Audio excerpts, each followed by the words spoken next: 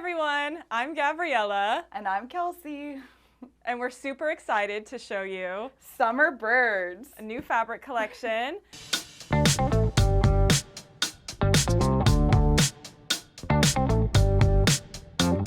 And I'm really excited to show you this quilt that I made using the free pattern from this collection. And I'm going to give you a little demo of how to do the flying geese block to take the fear out of this quilt. Yes, your quilt is a stunner. I can't wait to talk about it. But we're first going to start with the large stack of fabrics in front of Gabriela. And we're going to talk about the artist in this collection. So Summer Birds by bearded Aussie artist Mulga is a collection bursting with vibrant colors, filled with tropical birds living their best summer-loving lives. Whether it be chilling in the sun, eating an ice cream, or heading for a surf, these cool bird characters will bring a smile to your dial. A little bit more about the artist. Mulga is his brand name. His name is Joel Moore, and he's a renowned Australian street artist, freelance illustrator, muralist, and published author, and designer of the much-loved Mulga product range. He is known for his unique Australian creations and signature style of intricate work and bright colors. His creations grace walls and objects all across the world. That's awesome. I was really excited to see this collection come in because it's so colorful. These birds are so cool. Yep. It's so summer. So let's show the fabric. Let's do it. All right, so this is the first one in the collection, and you used it quite a bit in your flying geese, I noticed. This is leaves and waves in clouds. Have you ever seen such a thing? No. No. This one is really awesome. Every single piece in this collection has the bird's vibe, and this one kind of looks abstract. It's called Feathers in Multicolors. It looks like they're wings. Yeah, and as we get to the panel, this is a perfect coordinate to go with those giant birds that are on the top and bottom of your quilt. It really is. All right, here's the fabric of birds living their best summer life, just chilling with the popsicles and sunglasses. It's a really fun collection. When we first saw it, we were shocked because we really had never seen art like this before. And if you check out Mulga's website, you'll see he really does have a defined style. And it's really great. Yeah, this one's cool. This is great for like a little travel cosmetic pouch because it's a small scale. Yeah. If you're going somewhere tropical. Ooh, this one too. This one has roller skates and diamonds and heart-shaped sunglasses and anchors. That's fun. These ones are nice for small pieced quilt blocks because the prints still show, you know? Well, yeah, and in your flying geese, I see right away a roller skate. So they're small enough for tiny pieced. Oh, this one, it's a two-person job. Yeah. Oh. So this is a double border. So these birds are also on the other side. Oh my gosh. I remember when we first saw it, I thought, circle skirt. That would be really cool. With yeah. the stripes and then a cool border at the bottom, but I just love how they grace your quilt. They really incorporated it well in the free pattern. This Here, is so much that. fun. Okay. Next panel. So there's another panel, and it's the blocks of the chillin' summer birds. These are super cool. Cut up the squares and use them however you want, but I say this free quilt pattern is the way to go. It really uses them very well. It uses all of the fabrics in a really, really great way. It kind of has that 80s rock star vibe with the colors. It does. Ooh. This one's cool. Yeah, I'm glad this one's up next. Look at this. This is a large scale print. At first you might think it's just feathers, but then you see the chillin' birds in there. It's so cool. I want to be their friends. Yeah. They're so cool. Me too. And that fabric is right here. So you cut up different fabrics that I'm showing and made squares the same size as the panel. Yeah. Right? Okay. Next one. Okay, so the smaller scale chillin' birds. You can see quite a bit of a size difference there. So once again, great for smaller projects. And these guys he's featuring different birds here. Like this bird up here has trees on his hat. Like what? Why? So but fun. So much yes. This is good. This is good stuff. Super unique collection that goes together so well. Okay, and this is the last one in Summer Birds. So you've got the clouds and the birds up in the sky and just good vibes all around. Yeah. All right, and then we brought over the coordinate that Gabriela used in the sashing. It's not part of the collection, but it goes perfectly. So if you're gonna make this quilt, you definitely need this piece, right? Yes, or any other light colored blender. I mean, I walked around the store with a couple of fat quarters from the collection, and I just found one that showcased all of the colors well. Right. You don't want to go too dark because you want the other colors to pop. All right. So now I'm going to demo how to make one of these flying geese blocks so that you feel confident to make this super cool quilt. It's actually really easy. I'm going to use I'm going to do it the way that the pattern said, but there's definitely a few different ways to make a flying geese block. And the definition of a flying geese block, it's a patchwork shape often used in quilt blocks and borders. Flying geese include one large triangle, the goose, and two smaller triangles sewn on either side of the goose called the wings or the sky. Following the pattern calls for a bunch of 2 3/8 inch squares. And one tip that I want to share with you is if you use this alignment tape on your ruler, the 2 3/8 inch square strips and squares are easier to cut because normally 2 3/8 of an inch is not a good interval to keep going to on a ruler. It's not clearly marked. So when you use the tape and you mark right on 2 3/8 of an inch, you can get your fabric, right? You don't even have to line it up with the cutting mat. You just have to line it up here on the top of the fabric and then line up the edge on the tape, and then that's super easy to cut your strip. And then from that,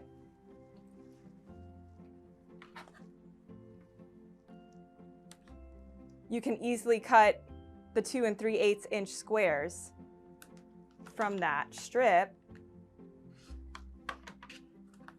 Following the tape, again, you don't even have to line it up with the cutting mat. This just makes it quicker and easier to cut your 2 3/8 inch squares. Have you made a flying goose before? No. Show me, Gabriela. I am your peer. So once you have all of your squares cut, you're gonna mark, or the way that I did it was I marked all of my 2 3/8 inch squares the way that they did here, which is diagonal on the wrong side, matching the 2 points.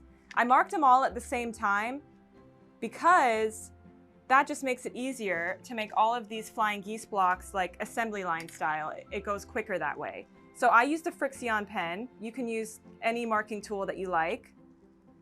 And you're just gonna mark a line, just like that, on all of the wrong sides of your 2 3/8 inch squares.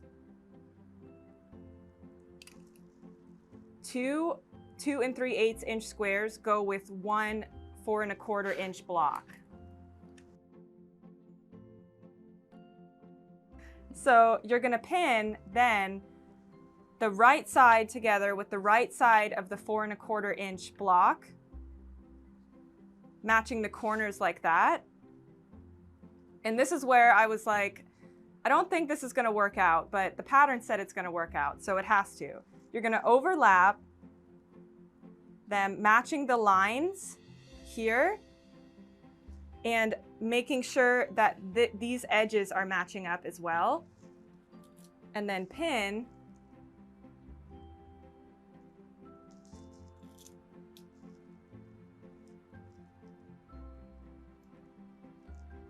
And then you're gonna go to your sewing machine and you're gonna stitch a 1/4 inch from this line on both sides. So let's go to the sewing machine.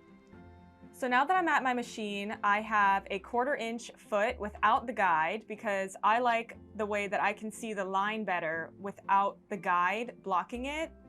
And you have to make sure that your needle is in the middle position. So to begin, I'm going to line up that 1/4 inch foot, the 1/4 inch part of the foot right on the line.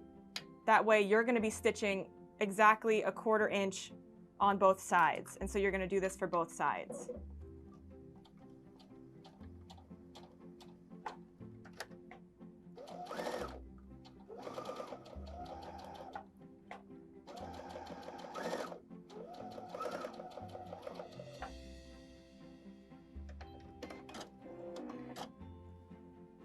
And I kind of assembly lined it, honestly, to make it go faster. So I laid out all of my 4 1/4 inch blocks and the 2 3/8 inch blocks on top of each other after I marked them all and pinned them all. And I just sewed one side of all of them at once. And then I cut them all, and then I sewed one side of all of them, the other side of all of them, all at once. It just went quicker that way because there's so many flying geese in this quilt. But it was fun. So you're going to do the same thing on the other side, lining up the line perfectly with the edge of the 1/4 inch marking. And it's going to look like that. And now we're going to go back to the cutting board.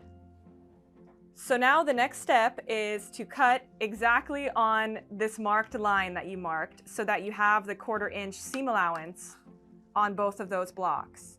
So you're just going to line your ruler up. This is so super simple. Line your ruler up on the line and slice, right?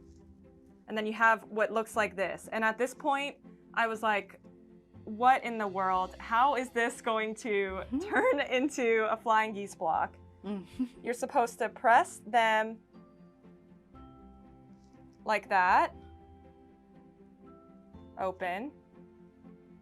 Kind of looks like little shark teeth, right? So this is actually going to make more than one flying goose block.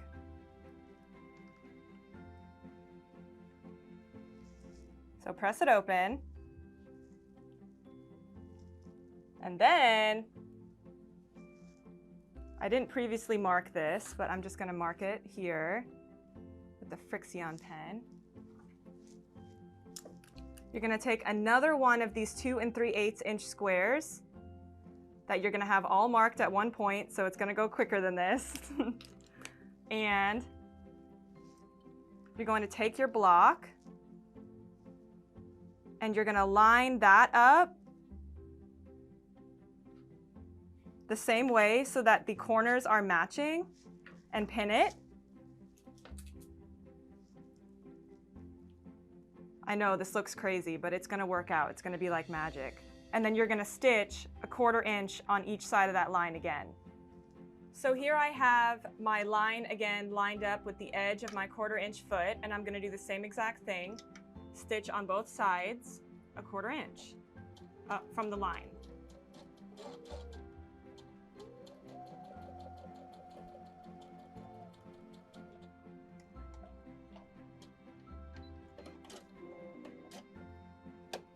And now you go back to your cutting mat and you're going to cut right on the line again. And so now this goose is about to fly, because what you're going to do is, like I said, cut right on the line. Super, super simple. And do the same exact thing. Press this